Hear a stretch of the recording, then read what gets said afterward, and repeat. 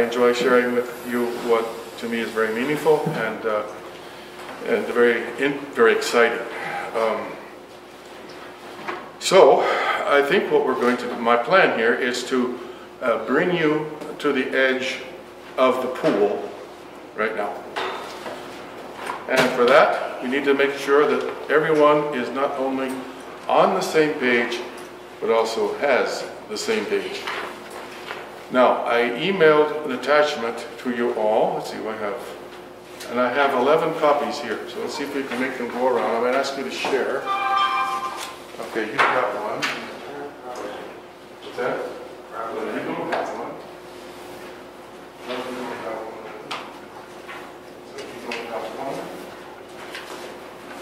You don't have one. Yes, you have that one. Okay, excellent. Michael, do you have that? Okay. Alex, do you have it? I have it here. Okay, well, here's yours, David.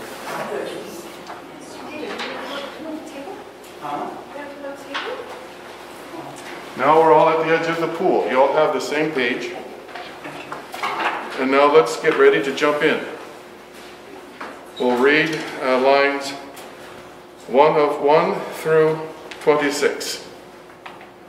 The gateway of our introduction to the divine mystery of the Orthodox Christian Faith, proclaimed in the Bible, is formed primarily from two texts.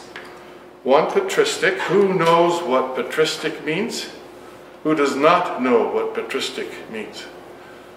Stuart, please explain what patristic means. It means pertaining to or from. Very good. Pater, father. So the patristics would be the holy fathers of the church throughout the ages. The other biblical. So the patristic text is a selection from St. Nicetas Stithithos. Here's an introductory note on St. Nicetas from the Philokalia, Volume 4, which looks like this. There's, I believe, are there 5 volumes? I have only 4, and this is the 4th volume. What does it say? That this is only second to the Bible in importance for the Orthodox faithful. And you'll see this is just what the selection that we're taking from St. Nicetas gives you a taste of what the Philokalia contains. What does it contain? Text like this from St. Nicetas. From different saints, from holy fathers. Yes, all the way back to St. Anthony the Great, called the founder of monasticism, although of Christian monasticism, although he is probably not the first one. Back in the turn of the 4th century, he lived in the late 200s, early 300s. He was close to St. Athanasius, who was the Bishop of Alexandria, and who wrote the biography of St. Anthony. So, okay, this is the introductory note. St. Nicetas Stithithos was the disciple and biographer of St. Simeon, the new theologian. He was born around the beginning of the 11th century in 1022. He entered the monastery of Studios at Constantinople. No, excuse me, I misread that. He was born around the beginning of the 11th century. In 1022, he entered the monastery of Studios at Constantinople and remained here as a monk the rest of his life. In due course, he was ordained to the priesthood. He acquired the sobriquet Stithithos, meaning the courageous, because of his outspoken opposition during the early 1040s to the illicit relations of the Emperor Constantine IX Monomachos with his mistress Sclerina. At the time of the confrontation between Cardinal Humbert, who was Humbert of Rome, and Patriarch Michael Kerelaios of Constantinople in 1054, Nicetas wrote in defense of the Orthodox Church against the Latins. I have in parentheses just this note about 1054 because this is not our focus this evening, but to give you some sense, 1054 is when the last schism between Constantinople and Rome took place and was never healed. There were many schisms before that. Rome and Constantinople were constantly excommunicating each other for the first 11 centuries, but this was the last one. This was the one that has never been healed because actually it came about a century after Rome and the Latin West changed the Christian faith. They changed the creed and began to assert an ecclesiology, which means a doctrine of the church, which was unprecedented. It was not according to the tradition of the Holy Fathers and the Apostles. So anyway, the date of Nicetas' death is unknown. So, to line 18. One of our objectives in these lessons is to introduce ourselves to how we read the Bible in the Orthodox Christian Faith. Toward that end, let's actually read a biblical passage in an Orthodox way. John 20, verses 1 through 10.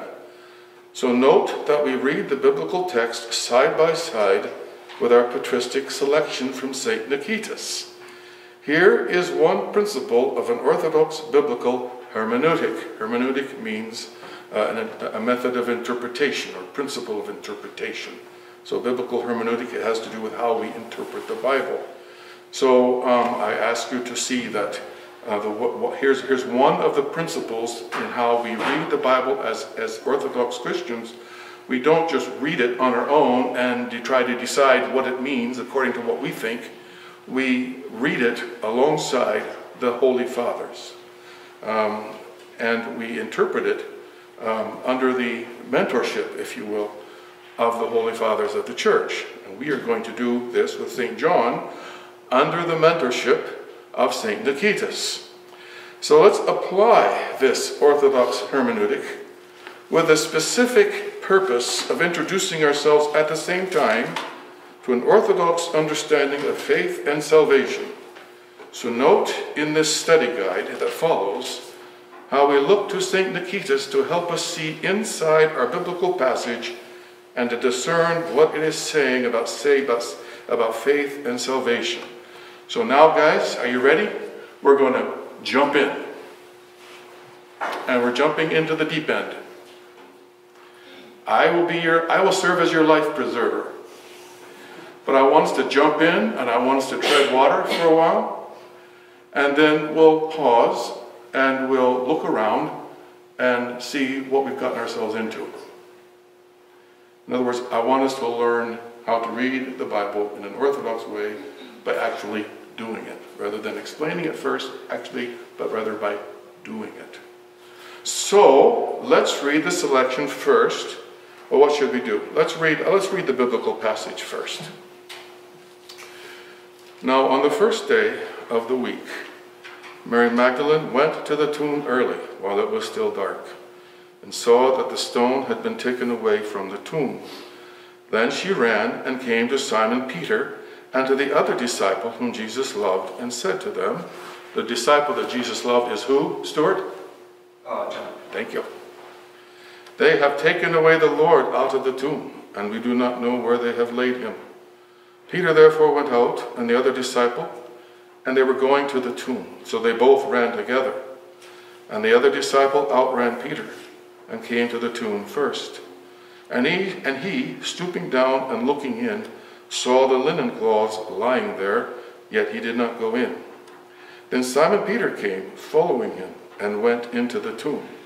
And he saw the linen cloths lying there, and the handkerchief that had been around his head, not lying with the linen cloths, but folded together in a place by itself. Then the other disciple, who came to the tomb first, went in also, and he saw and believed. For as yet they did not know the scripture, that he must rise again from the dead. Then the disciples went away again to their own homes. It does not actually say that in the Greek, but I don't know the Greek well enough to know if it's an idiom that is being translated. It does not say anything about homes. It simply says, well, it's hard to translate. Maybe it is an idiom. Maybe that is what it means, but it does not say homes. And the reason I'm wondering if that might be significant is because that's what they do with Luke 23:55, where they talk about the myrrh-bearing women leaving the tomb after seeing the place, seeing where he was buried and how he was buried. It says that they left and went to their homes. But it does not say that in the Greek.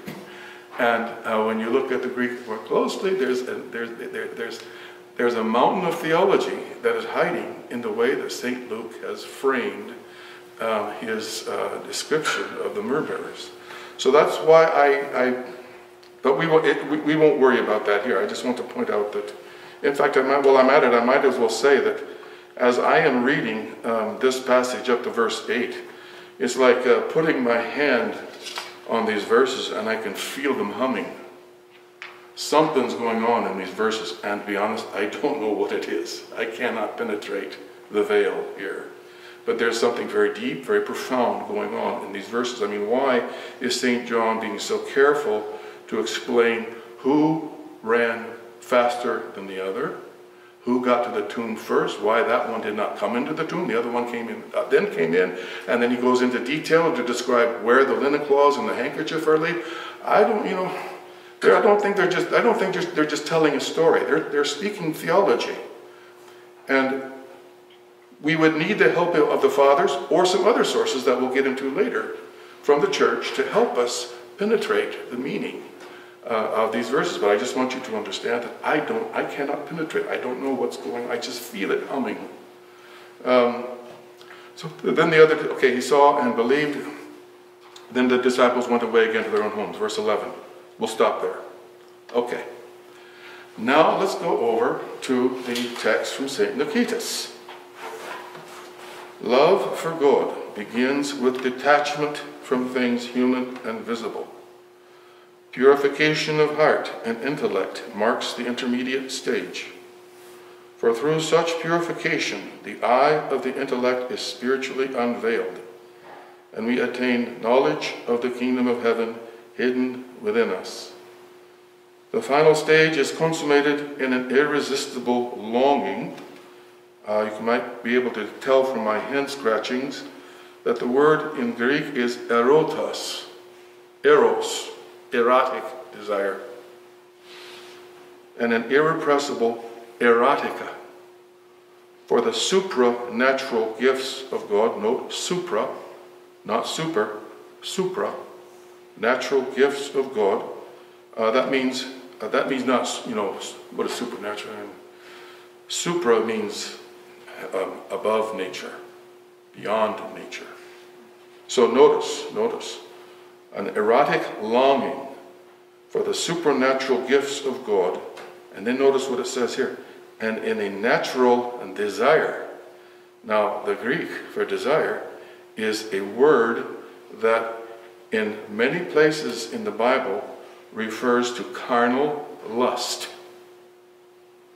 I want you to notice how St. Nicetas is pairing supernatural gifts of God, which are beyond nature, with a natural desire. So that the natural desire, which in this fallen, corruptible world, seems to default to carnal lust. That natural desire, when it is seized and healed by the grace of God, the uncreated grace of God, that carnal desire becomes the desire of our nature for what is natural to us. This is something to note, because I don't know that you'll hear this outside of the Orthodox Church. Something that is natural to us, which is to love God with all our heart, soul, strength, and mind. That's natural to us. So the way that we exist, in which we love the world with our heart, soul, strength, and mind, is unnatural to us. And yet it feels so natural, does it not? Okay, so in a natural union for desire with God and for finding one's abode in Him. I'll point out later in one of the questions that the word here for finding one's abode, Katie? I can't make out what you've got. Is anapausos. Anapausos. Finding rest. Yes. Pausis in the Greek is the root for the Sabbath rest of God. And so what he's saying is that one finds one's rest, one's Sabbath rest in God. Well, Sabbath is what? I mean, come on. Well, the association of the Sabbath would be with and the Lord would be, can you see the association between the Sabbath of Christ with His tomb? Because it's in the tomb on the Sabbath that He was resting.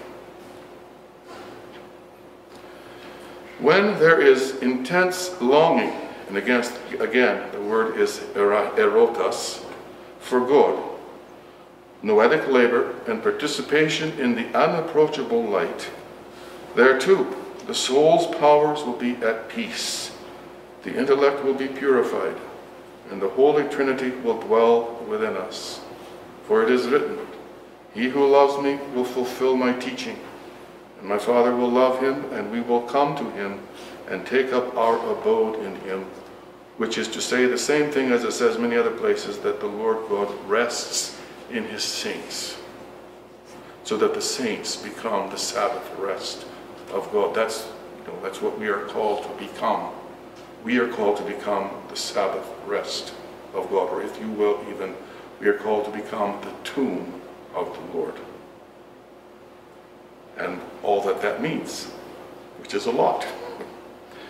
Our teaching, going on to paragraph 3, our teaching recognizes 3 modes of living: the carnal, the psychic, and the spiritual. Each of these is characterized by its own particular attitude to life, distinctive to itself and dissimilar to that of the others. And later on in his 100 texts here, St. Nikitas returns to this and describes the characteristics of each mode of life. But what we want to do is we want to start swimming there in the deep end. So turn to the next page. So now an ocean of theology is in these 2 texts. The following questions outlining our anticipated conversation are my clumsy attempt to help us raise our minds on high, and guide us into the tomb, and bring us to the top of the mountain, even though we will just be skimming atop the surface. You might want to take note of my imagery, because I'm giving an image of another hermeneutical principle of the Orthodox way of reading the Bible, which at some point later on we'll pause, we'll start treading water, we'll look around and we'll explain. But I want to see if you can figure it out. If you can, I want to give you a chance to thunder. So see if you can, as we're doing this, I want you to see if you can also discern some principles of how we're going about interpreting the Bible. So now I'm going to turn it over to you. And I'm going to ask you to start swimming. Let's help each other to swim with these questions.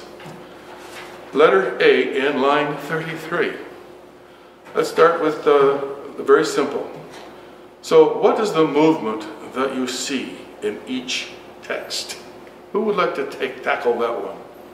What movement do you see in each text? The patristic and the biblical. Any takers? Shall we break it down? Yes, Stuart. In St. Nikitas, he moves from carnal to spiritual. Very good. The same is roughly true of what each disciple does. That would be true what? Of what each disciple does at the tomb. They're going to the tomb. Okay, yes, and they're going to the tomb. And they see. All right. All right. Let's look at St. Nikitas. Section 1. Love for God begins with detachment from things human and visible. I wonder if we can get more precise, Stuart. Purification of heart and intellect marks the intermediate stage, for through such purification, the eye of the intellect is spiritually unveiled, and we attain knowledge of the kingdom of heaven hidden within us. So I'm going to remove spiritual as an option. Taking it I'm going to make you kick your legs real hard here in the water. So if spiritual is not an option as an answer, what would you say? From this text, what would you say is the movement toward that you see in St. Nikitas?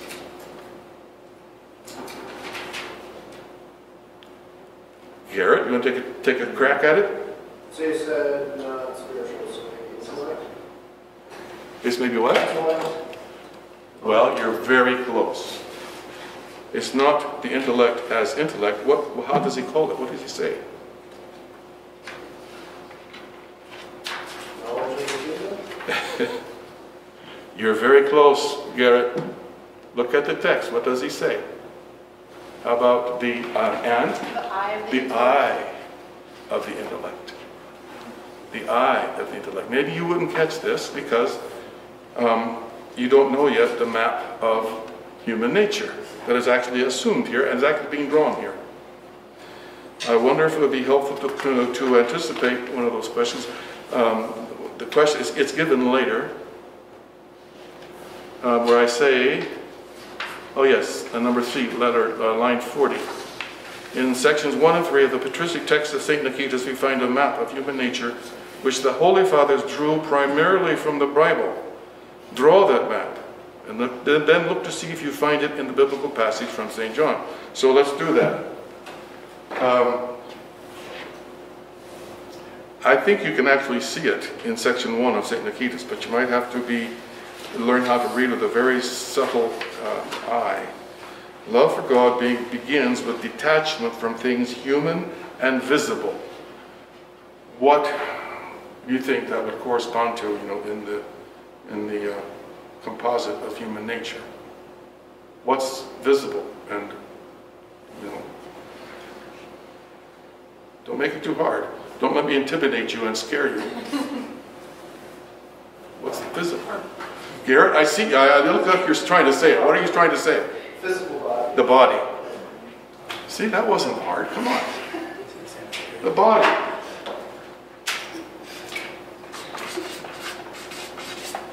The body. And then he says, purification of heart and intellect.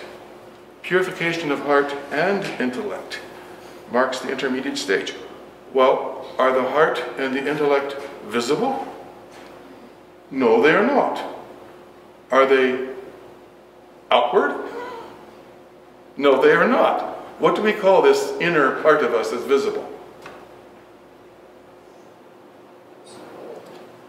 What? About the soul? The soul? Now, actually, when we get to the soul, which, the language, we're describing that the Holy Fathers, we're talking about, this mystery that we are inside. And so, it's a deep mystery. And so you'll find that the Fathers will speak of this mystery. They have a set of terms that they use, but they use them rather freely. So they don't. It's not a rigid vocabulary. And the soul would be what? The inner man. It would be what St. Peter describes as the secret. What does he call it? The man of the secret. No, the hidden. I think it's the hidden man of the heart. Which is very interesting because he's talking about women. He talks about women and the secret man of the heart. So obviously we're not dealing with gender terms, we're dealing with, natural terms. Michael?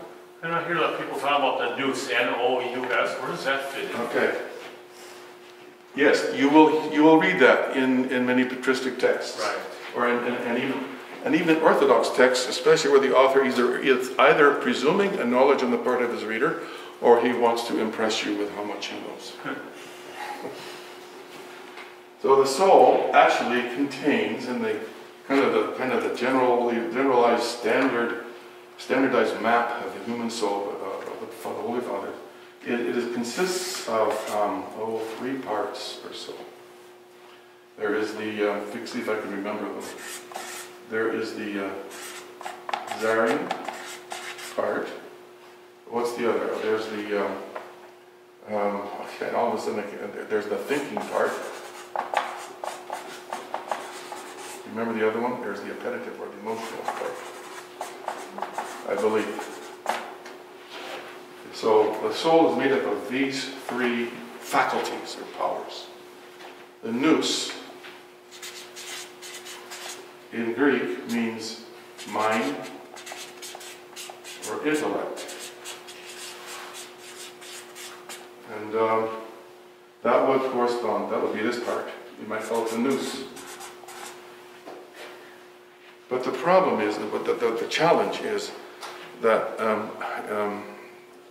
you can see in the Greek philosophers like Plato, Socrates, Plotinus, you can see that and you can also see it in the writers of the Far East, in the Upanishads, in the Bhagavad Gita, the Tao Te Ching. You can see these deep thinkers who are they're good men. They're serious men. They're very religious men. They're devout men. You can see that they're going within themselves, and you can see that they can see that there's something in there that they can't quite put their hand on, and they don't know quite what to call it, but it's something that's very, very deep, and so it has different names. It's Philo of Alexandria calls it the soul of the soul. Oh yes, and Socrates in one of his books he simply calls it Socrates. In other words, it's him, it's himself. No evil there. So the challenge becomes, when you're getting this deep into the inner nature of humanity, of yourself,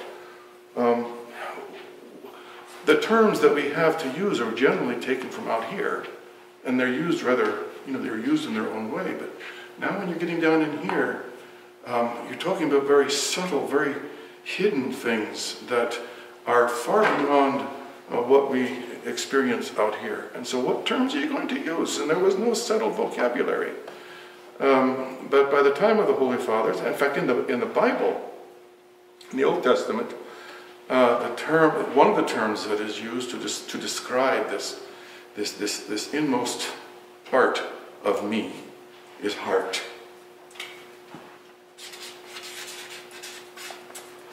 So we have Jeremiah 17:9 in the Septuagint. The heart is deep beyond all things, and it is the man. Another word that is used might be spirit, or pneuma, or the word for spirit. But honestly, another word that can be used, or that can refer to this, would be icon, or image. By the time we get to the Holy Fathers, who are in a Greek provenance, speaking, the Greek, in Greek categories, they adopt the word nous. But they might adopt the word spirit. I should say these are a couple of the terms that they adopt. But what they're trying to do is they're trying to describe something that is beyond the thinking part. Something that is beyond the emotional, the desiring. So, they mean to describe what the Bible is calling the heart, among other terms. So here we have the map of the human soul. There's the visible, physical part, the body, not the map of the human soul, but the map of the human being. And then there's the inner part, which consists of all of these different faculties, the desiring faculty, the erotic faculty, the emotional faculty, the part that gets angry and that gets happy and sad. And then there's the thinking part. But in none of these did the Holy Fathers or the Holy Prophets see that they had gotten to the root of the human being, of themselves. The root is the heart. And again, we come to Jeremiah 17:9, which I think is a classical locus, a classical place for describing or for capturing what the church, in both the Old Testament and the New Testament, comprehends and sees of the human being. That there is something in us that is deep, beyond all things, and is the true self. Put the emphasis on beyond all things. That means that who I am is not to be conflated with what I am. You know, what I feel, my thoughts, my physicality. There's something about me that is beyond all of that. It comprehends, it embraces all of this, but it is beyond all of that. And it is the part in me that is naturally open to God. Now, this part, this third part that I'm outlining here, is also called spirit, as I said.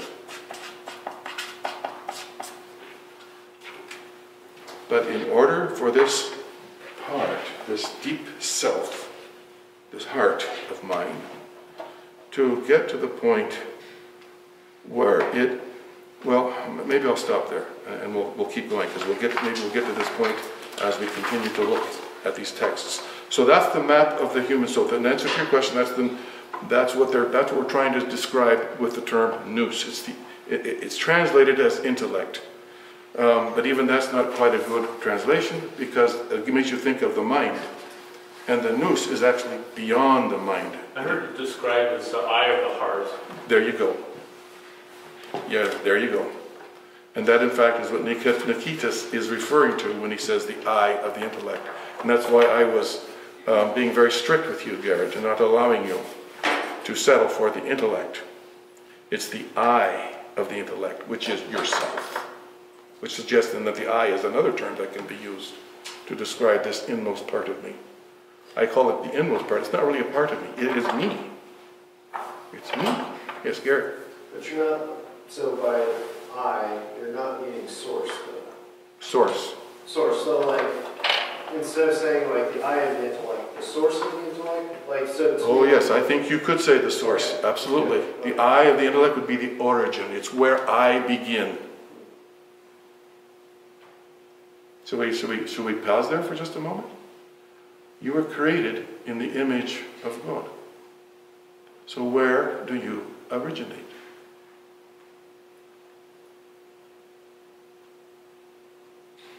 Where do you burst into being?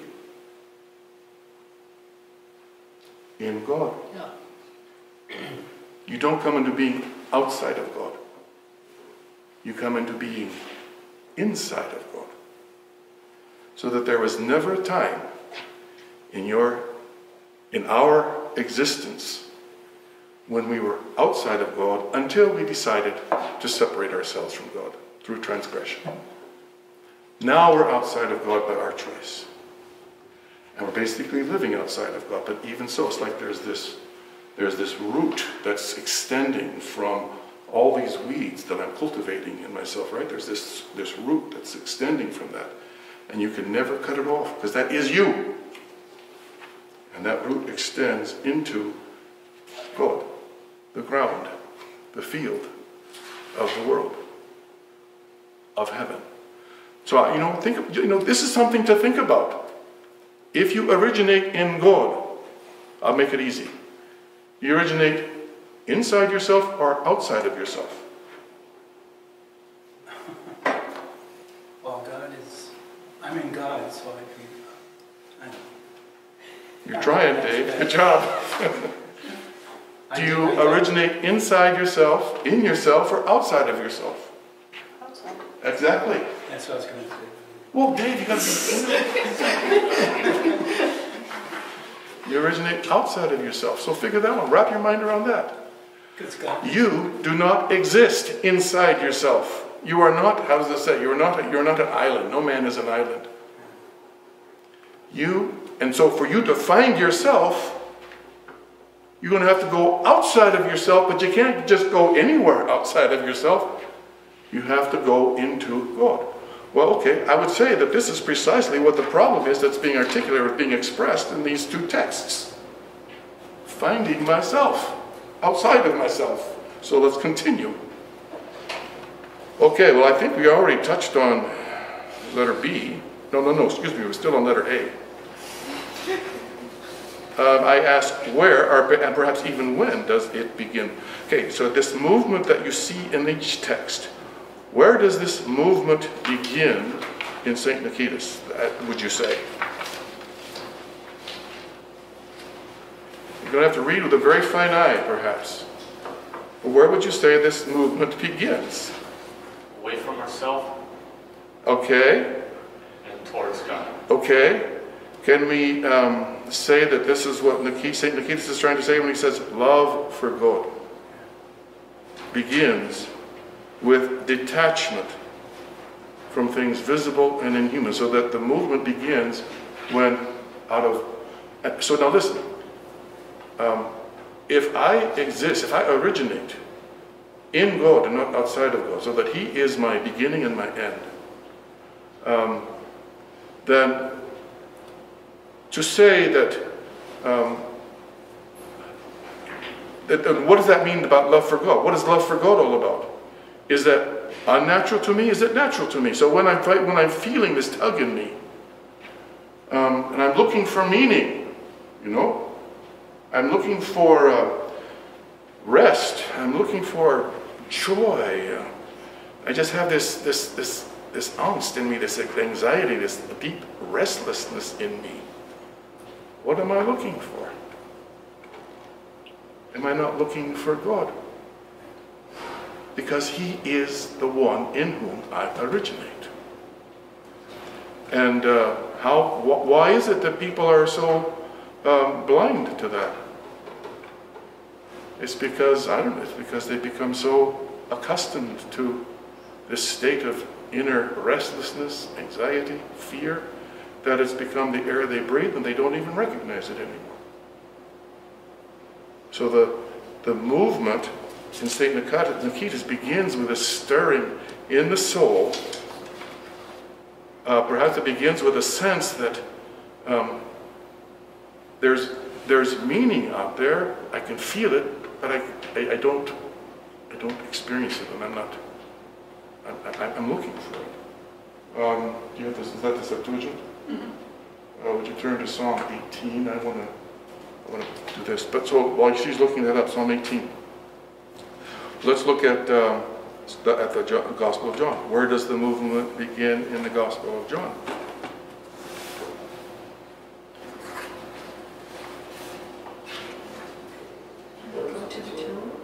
Yeah, so where were they? They were home. Peter, let's see. She ran, it doesn't really say, does it? And to the other disciple whom Jesus loved, and said to them, they have taken them, so, but they're not near the tomb. So they're somewhere outside the tomb, away from the tomb. So that's where the movement begins, away from the tomb. So then what does the question go do? It says, we won't worry about when for now. That might get us too deep. Where, and perhaps, okay, when does the movement end? So in St. Nikitas, real quick, where does the movement end? Look at section 1 in particular. Where does the movement end?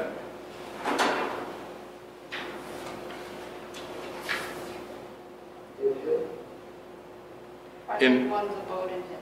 We find our abode in Him. Yes, it ends in God, and it says, "For through such purification, the eye of the intellect is spiritually unveiled." You catch that?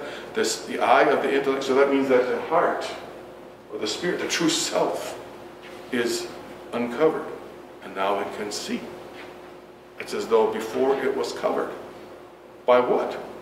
Well, for that, you could go to a lot of places, but I would go to the prayers of the church, the hymns of the church, and for example, the verses that we say at the matins and the compline. There it's very clear that what covers up my intellect, the eye of my intellect, what covers it up so that I cannot see God, are the passions. Anger, lust, greed, envy, all of those things. When I give myself to them, they build for me this curtain, this thick curtain, this thick membrane that just goes iron, and blocks my intellect, with the eye of my intellect, so that I can't see. So for through such purification, the eye of the intellect is spiritually unveiled. So where are we now? Are we not in the mystery of the heart, the eye of the intellect, in the mystery of the heart? And what does the intellect, what does the eye of the intellect see? It sees, or it knows, but to see is the same thing as to know. It sees the kingdom of heaven that is hidden within us. And then the final stage is consummated in an irrepressible, erotic desire for the gifts of God that are beyond us. They're supernatural, they're beyond us, they're outside of us. And this erotic desire for these supernatural gifts of God is, in fact, the expression of our natural desire. Our nature is being cleansed. And now our nature is delivered. It's released from its slavery, and now it can follow its true love, which is union with God. I mean, what is union with God if it isn't love? And finding its rest in Him. Okay, Psalm. Thank you. It's online. It says, the heavens are telling the glory of God, and the firmament is proclaiming His handiwork. Day to day pours forth, well, what is it? How are you going to translate that? I'm going to translate, it's rhema, which means word or thing. But I'm going to translate it in light of what's coming up. I'm going to translate it as day by day, from day to by day, there bursts forth, there gushes forth songs, notes, melodies. And then it says, and night proclaims to night knowledge. There are no words, there is no speech. Where their voices are not heard. It goes into all the earth, it says, and the old translations will say their line goes forth, or goes out into it. The line, that is to say, of the heavens and the earth, proclaiming and singing the glory of God. Well, but the word for line here, in your English Bibles, it'll be Psalm 19, in the Septuagint it's Psalm 18. The word for line here is that of a harp string.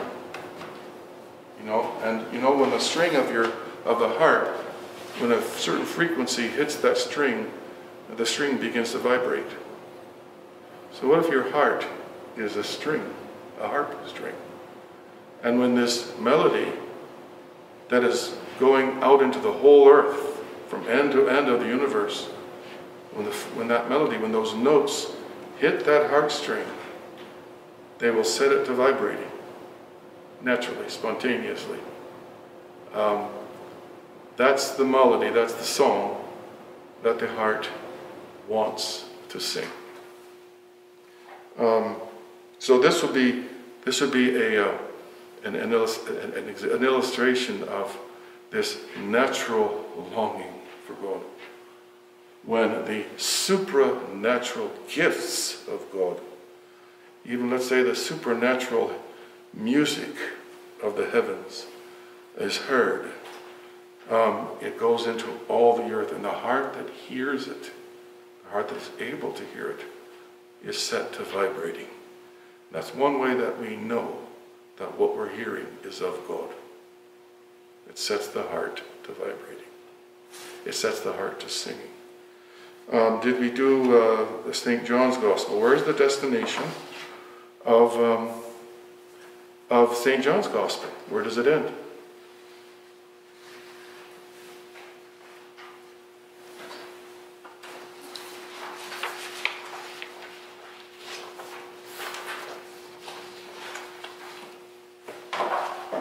Somewhere away from the tomb. What's that? Somewhere away from the tomb. No, that's where it began. Well, it's But isn't that where it ends too? Begins. Well, okay, I'm sorry. Actually, that's because they go home, don't they? Yeah. Okay. Okay, that was a monkey wrench in St. John's Gospel. Let's say going down to verse 8.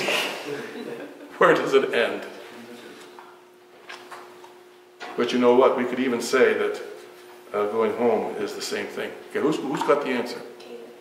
I'm sorry? Katie? Where does it end? So I'm staring at this, and maybe I'm cheating because this is in Greek, but it talks about an awful lot of seeing. Yes. And the first time Mary Magdalene, the verb sees the tomb, the word is just vlepi. Mm-hmm. St. John outruns Peter and sees into the tomb. It's still vlepi. Mm-hmm. Good. Peter goes into the tomb and suddenly it turns into theori. Explain to us the difference between those two verbs for seeing. So vlepi, as far as I know, is more just kind of nuanceless, seeing. Okay. Theoria, unless my etymology is way off, means literally the vision of God. Okay.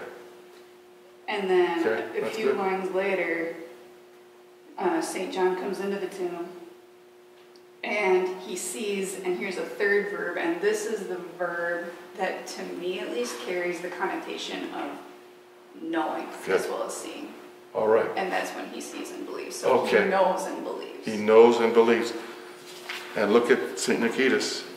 Through such purification, the eye of the intellect is spiritually unveiled and we attain knowledge. The Greek word actually is gnosis there. It's not eidos or whatever. We attain knowledge of the kingdom of heaven. It's the same idea. So again, back up. What is the destination of St. John's Gospel? I mean, where do they end up and where do they get to before they go back? Knowledge. In St. John's Gospel, I don't think you know. the tomb. Okay. The goal of their movement, that was wherever it was the tomb. And they come into the tomb. And now their movement has reached its end. Okay? So let's look at this. We have in St. Nicetas that the end of the movement was, what did we say it was? What did we say it was? The eye of the intellect? Okay, the abode, okay. And for finding one's abode in God. It's not okay. It's the abode in God. But before then, St. Nicetas is talking about finding the kingdom of heaven within us. So that the end of the movement, you could say, is the eye of the intellect that is within us. And in that eye, when that eye of the intellect is purified, so that it can now see inside, it attains this knowledge, which St. John uses the word for seeing to describe. It attains this knowledge such that it can see the kingdom of heaven that is within us. And in that sight, you could say it arouses, it excites, it awakens our erotic longing, our erotic desire that before was caught up in the corruptibility of the flesh. And now that erotic desire is released. It's delivered from the corruption of the flesh and now it can be itself. And it longs naturally for the incorruptible gifts of God. So look at that. And we said that in St. John's Gospel, the end of the movement was the tomb. So I ask you to consider, might they be one in the same place? Well, okay, it's like you're silent, so you're not sure what to say. There's only a yes or no question, but an answer, but I'll tell you the answer is yes, they're in the same place. So maybe with that. What do you mean by that? Good. That's exactly the question you need to be asking. What do I mean to say that the tomb is the same place as the eye of the intellect or the heart? Oh, okay. I thought you meant like the parallels with what you were bringing up. And that like the tomb ending like abode in God is the same as ending in the tomb? Yes. Yes. Are you confused? A little bit, only in the sense that you had mentioned before that the tomb represents the life. It's okay. So, like, I'm trying to understand how those other Exactly. things work with. That's good. Okay. That's exactly good. That's good. It's okay because I think I'm teaching you, trying to teach you, like you teach your guys, Yeah. different ways in the back. Yeah. a different way to swing, a different way to think. Let's get St. Macarius perhaps to help us. St. Macarius of Alexandria was in the 4th century. He was a monastic. Those of you who are St. Hermanites have heard me quote him at least 101 million times. But now you're going to see the whole passage. Let's start with on page 85 and go down to where it begins with section 11. Are you with me? But when you hear, you're there? When you hear that at that time the Lord delivered the souls from hell and darkness and went down to hell and did a glorious work, do not imagine that these things are so very far from your own soul. What do you think? How do you think that might apply to us? How many of us read the story of the gospel, or have read the stories of the gospel, as though they are speaking of events that have come and gone? So we're just reading a history now that there's no way anymore to access it unless you just outright believe it. You know, just being stubborn and believing it. Or as the lawyer says in The Miracle on, what street is it? 34th Street? Faith is believing in what common sense tells you not to. I want to gag every time I hear that. So this is what St. Macarius is referring to, the idea that the events of the gospel were in the past, and like every other event, they are no more. I'd ask you to consider that. Do you believe that Christ is God the Word incarnate? If Christ is God, how can he enter history? And the history of Christ be like every other history. It comes and it goes. The history holds God. Because it holds God, and because God is filling that history, the history of God, it becomes the history of God. And so that means that the history of God is eternal. Garrett, you had your hand up. Do you want to ask a question? Well, it was along that theme. So, like, for the parallel here, it's still continuing to happen. Yes. Because it's eternal, so it's past. Yes. And this might be starting to bend your mind a bit, because it's asking you to think of the past and think of history in a completely different way. The way the world would view it, if you're not going to view it as just happened, as having come and gone, then you're either going to view it as a myth, right? Or as just as, I don't know, something else, just as a story made up by somebody. But to believe that it actually happened, and it actually happened in history, but that it is still present today and always will be, that's a different way of thinking. It's a different way of swinging the bat. But let's go on. Man is capable of admitting and receiving the evil one. Death keeps fast hold of the souls of Adam, and the thoughts of the soul lie imprisoned in the darkness. When you hear of sepulchres, do not think only of visible ones. Your own heart is a sepulchre and a tomb. When the prince of wickedness and his angels burrow there and make paths and thoroughfares there, on which the powers of Satan walk into your mind and thoughts, are you not a hell, a tomb, a sepulchre, a dead man towards God? Can you hear that there's a certain understanding of death that's being presented here? We think of death as what? As the moment that your soul separates from the body. And then what happens to the soul? Well, who knows? But this is a different understanding of death. This is suggesting, this is teaching us that we are dead now, if we are separated from God. And if we are living not in God, but in the world, we're dead now. And what does St. Paul say? You were dead in your sins and trespasses before your baptism.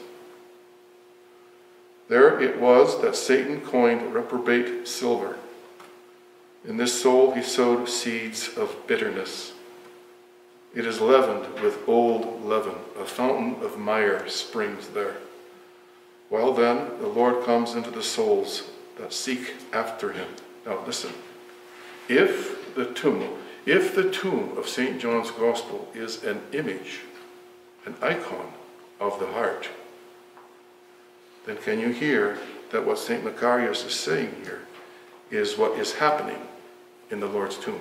When we say that the Lord's tomb is an icon or an image of the heart, we do not mean that it is imaginary.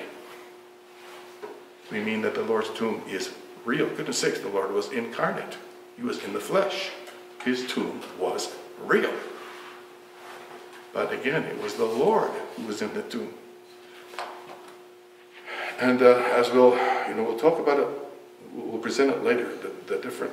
There's also, not only is there a map of the soul of the human being, there's also a map of reality, a map of the world that is the same as the map of human nature, human being.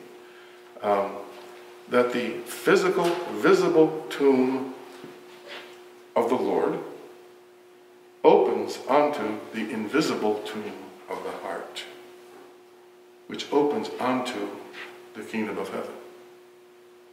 So when the Lord entered the tomb, can you hear me? Can you see that? Well, then, the Lord comes into souls that seek after him, into the deep of the heart hell. So you see, when John and Peter and Mary Magdalene are, what are they? They're seeking the Lord. Where are they going to seek the Lord? Where are they going? In terms of the gospel. They're going to the tomb. But now, if John is meaning to write theology, not just bare history, but theology, when they are seeking the Lord in his tomb, theologically, where are they going? And theologically, how is it that you cannot be John or Peter or Mary Magdalene? You understand? You follow what I'm saying? Theologically, John, Peter, and Mary Magdalene, when they go seeking the Lord in the tomb, mystically, what's happening beneath in the invisible realm is they are seeking the Lord in their heart, in the tomb of their heart. And so we too can be John, Peter, and Mary Magdalene. If we are seeking the Lord, where are we? This is what these texts are telling us when we're starting to read them in an orthodox way. These texts are telling us where you're going to find the Lord and how you're going to find him. You go to the tomb of the Lord, which happens to be your heart. That raises another set of questions. Well, how do you get into your heart? You know, I mean, it's fine to find the tomb of the Lord. It's in Palestine somewhere. You can still go there and visit it. But to talk about visiting, about entering the tomb of your heart, well, it's right here, but goodness sake, I don't know how to do that. So maybe towards it, I'm not going to answer that question, but I do want to, now that time is running out, I do want to share another text with you that speaks to this. As I say, yes, question, Barb. If they went to the tomb together, would you say that he reveals himself differently to individuals? Yes, the Father would say that. Yeah, you want to hold them like that. Because suddenly he believed it at a certain point. The Father would say. When he came into the truth, then he said, then he believed. The Father said, the Holy Father said to a man, that the Lord reveals himself to the degree that you're able to receive him. Do not force yourself on it. Now for St. Peter, it doesn't say anything about St. Peter. He did not go in and see and believe. But when you go to St. Luke, it says that when it doesn't talk about John. Luke doesn't talk about John coming into the tomb. But it says that when that Peter came in, he saw, it doesn't say he believed, it says the word is, I think it's thamazo. He was puzzled. He wondered. He marveled. And, because, look, you see, this is expressing theology. It's talking about history because history is theological. You can't, it's not one or the other. It's not either history or theology. Biblical history is theological. Biblical theology is historical. And so, theologically, in terms of iconography, in terms of the icon, when John, Peter, and Mary go into the tomb, where would you say they're going theologically? I mean, you just follow the imagery of the tomb, the reality of the tomb. What is it? It's the absolute end. You come into the tomb. If you're buried there, you are no more. You're outside the world. You've left the world. What does the prophet Jeremiah say about the heart? The heart is deep, very deep, beyond all things, and it is the man. So when John and Peter and Mary come to the tomb, okay, physically they came to the tomb. Historically they came to the tomb at a particular place and time. But the invisible theological reality that was becoming incarnate, if you will, in that event, was the mystery of John, Peter, and Mary descending into the depths of their own soul and into their heart, where that St. Macarius said in our text, our heart is a heart hell, because the devil has burrowed there. And we have received him, and we have copulated with him, and he has delivered us from that. St. Isaac of Nineveh speaks to the same issue. Now, St. Isaac of Nineveh, I think he was in the 600s or the 7th century, I want to say. He also was from Syria, or Nineveh, which is in the area of Syria. I want you to go up to, it's the first full paragraph. I want to go to the middle of that, but we'll start with the beginning of that first full paragraph in order to get to the passage I want you to, actually the passage I want you to see is underlined. So we'll start with the underlined passage. It says, be diligent to enter into the treasury that is within you. Now the word for treasury is the same word that is used in Matthew 6:6, where the Lord says, when you pray, go into the chamber of your heart, the secret closet of your heart, and close the door. Just like, the stone was rolled over the tomb. Close the door. Enter into the treasury that is within you. It's your heart. It's the secret closet that is within you. And you will see the treasury of heaven. How is St. Isaac saying anything different from what St. Nicetas will say 300 years later? He's saying the same thing. For these are one and the same. And with one entry you will behold them both. The ladder of the kingdom is within you, hidden in your soul. Now we get a clue as to how we go about looking for the Lord in the tomb of our heart. Because, what is the ladder? What is this ladder that is within you? And? The Panagia. She is. She's the ladder by which the Lord came down onto earth. Panagia means the All Holy One. It's referring to the Virgin Mary. There's another ladder by which he goes up. The cross. So listen, the ladder that you find within you will be your own human nature. That's the significance of identifying the ladder with the Virgin Mary. She's me. I mean, she's human like me. She's not a goddess. She's like me. She's human, just like me. And so when I go deep within myself, I will find the ladder. It happens to be my own human nature. But how do I cleanse that human nature of mine that is fallen and is corrupted, and dirty and covered with filth? How do I cleanse it?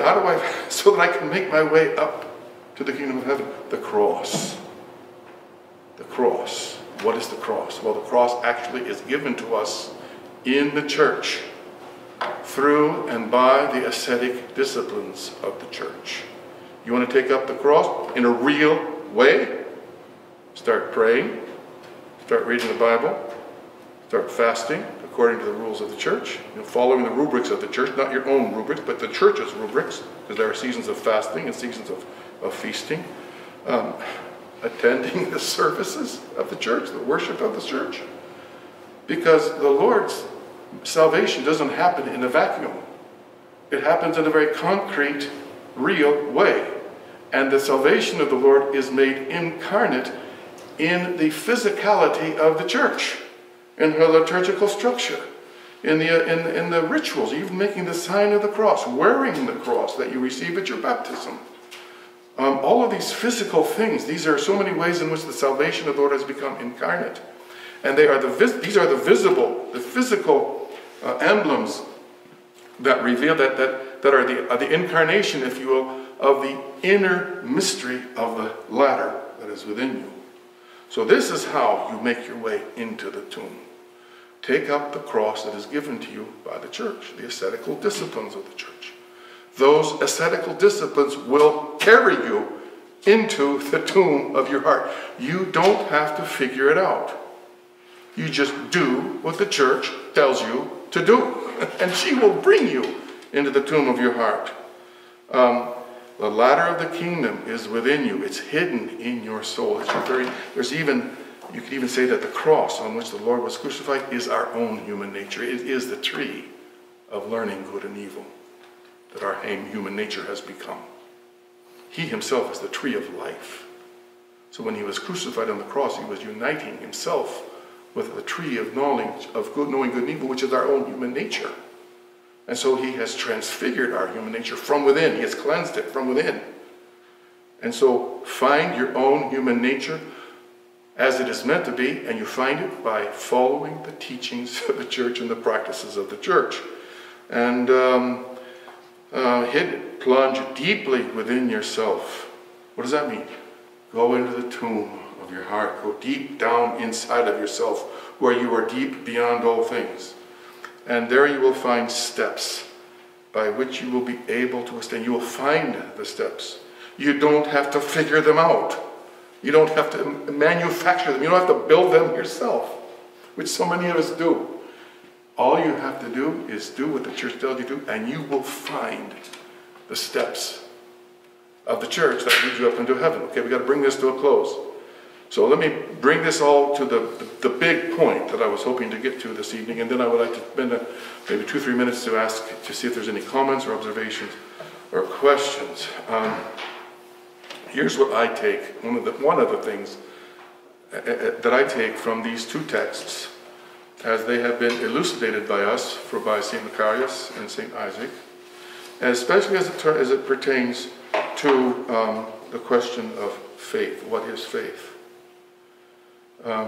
Well, can you see from the texts that we have set before you that faith is not blind?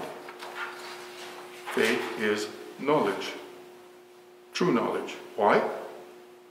Because faith is the movement of the heart, soul, mind, and body in love for God.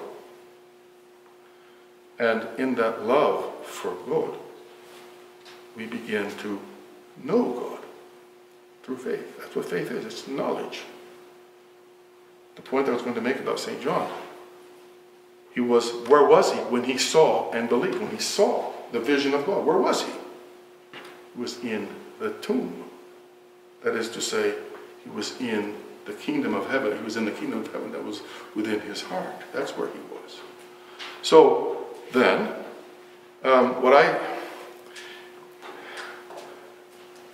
in order to come to that faith of the Bible, which is the knowledge of God, where do you have to go? What do you have to do? Where do you go? You have to find the tomb of your heart. That's where you will see God. And so many of us, we're just running around in circles outside the tomb. All these academic theologians with all these consonants after their names, attending seminars, giving papers, writing books, expatiating on the mysteries of God, when not one of them has been into the tomb of their heart. So they're holding all these conferences, all these seminars, and to me it's just so much running around in circles outside the tombs. You've got this circle here, you've got this circle here, you've got this circle over here. They're all saying their own thing, yeah? But who cares? None of them are in the tomb. And that's where you see God. That's where you come to know God. At that point, what I wanted to say was that in terms of this map of the soul,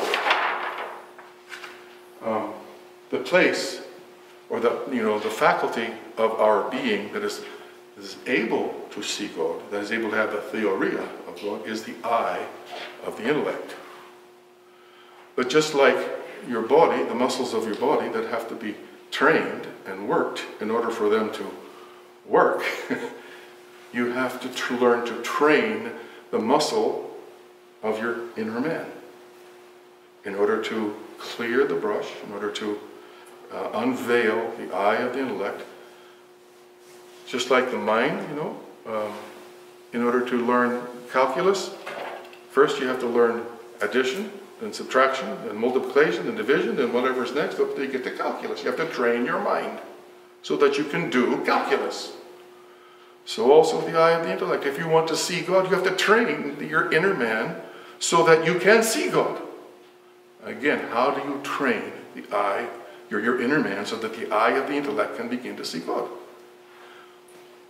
St. Isaac tells us, enter into the treasury that is within you, and you will see the treasury of heaven. You will see the treasury. You won't have to imagine it. You will see it. Because it's there. It's real. It's not imagination. But because so many people have not seen it, and I don't know, maybe they want to see it, they want to believe it's there, so they create all of these imaginary stories, or all these different theologies, trying to convince themselves that it's really there. But you don't have to do that. In fact, what you have to do is you have to put all that to death. You have to put to death all of your own ideas, all of your thoughts. You have to let it go. You have to come if you come into the tomb, you're dead. You have to die in Christ. You have to die to yourself, you have to die to the world, you have to die to your own thoughts, your own imagination, your own will. You have to die. And when you do that, if you do it out of love for Christ, not out of despair, but if you do it out of love for Christ, you will see the treasury of heaven. For these are one and the same, and with one entry you will behold them both. The ladder of the kingdom of heaven is within you. And that's how you will go about finding the Lord within your heart. Take up the cross, as I described. Well, okay. Did you catch that big point? I hope you got that big point. Colin? No, yeah, Colin? Just thumbs up there. Oh, okay. Yeah, I mean, think about it. Think about it. I mean, the imagery of the gospel is very profound. Start thinking about it theologically, not just historically, not just as a story, but as a theology that is setting before us an image of the inner journey of the soul into the heart, there to find God in the faith of the heart, which is the faith, the love of God that is able to see God, and in that seeing God, it comes to know God. Questions, comments, observations? I'm going to leave it there. Yes, Garrett. We were wondering what was meant by erotic. Oh, thank you. You got 2 hours? No, we can do it in a minute. Eros. It's a Greek word formed from 2 words. E means from, or out of. Rosh means flow. Isn't that interesting? I mean, it's beautiful. It's beautiful to me how these very, sophisticated words are formed from very basic pictorial concepts. So your erotic desire is this flow, it's the movement, I would say, of the self out of itself in search of a beloved. Because it wants to unite and become one with the beloved. So when you take your erotic desire and you give it to the flesh, you become one with the flesh, and according to St. Nicetas, your the eye, the intellect becomes covered with carnal lust. And you can't see. You can't see God. So if you want to see God, you have to learn how to take that erotic. You don't destroy the erotic desire, goodness sakes. You destroy yourself. You are erotica. So you take that erotic desire, you have to, through the disciplines of the cross, you learn how to you learn how to take that erotic desire and direct it towards God. That's what erotic desire means. You might even say that's the heart of the Christian faith. It's not this intellectual understanding of God. It's this erotic longing for God. That's the heart of the Christian faith. I think that's helpful because our worldly understanding of it clouds. Exactly. Like, that's what the image that comes out. Exactly. Instead of exactly. What the world calls erotica is not erotica at all. That's a flowing of the self that's going out of the self and back into the self. Out of the body, back into the body. And you use the other, not for the other's sake, but for your own sake. That is epithemia. Oh, that's the word that, excuse me, I lost myself. That's the carnal lust. That's the word that's used, that St. Nikitas uses here, and that is translated in a natural desire. Epithemia is the Greek word. But you see, this natural desire that has become corrupted and carnal, the carnality of this desire is not natural to it. It feels natural because that's all we've ever known. That's what we've pursued. But goodness sakes, just look at your own experience. When you allow this carnal desire to rule your life, does it bring you peace, happiness, and joy? I would argue with you if you said that it does.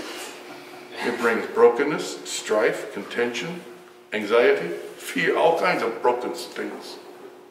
So it is not natural to this carnal desire, this desire of the flesh. It is not natural to lust. Lust is not natural to it. But our bodies were made to be temples of God, to be filled with the glory of God. And so the body naturally longs to be filled with the glory of God, to be clothed with the beauty of God. That's what she longs for. Which, by the way, takes us back to the cross. As it says in the text, in one of the prayers for the elevation of the cross on September 14th, it says that by the cross the Lord Jesus has restored us to our original beauty.